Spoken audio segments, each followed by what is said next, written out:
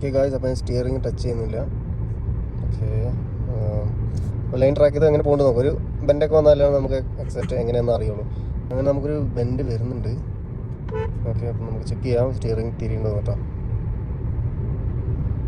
Yes yes guys, തിരിഞ്ഞു. ചെറിയൊരു ബെൻഡായിരുന്നു. And നമ്മൾ അടുത്തതിന് നമ്മൾ തയ്യാറായിക്കൊണ്ടിരിക്കും. ഓക്കെ, നെക്സ്റ്റ് ബെഞ്ച് നമുക്ക് നോക്കാം.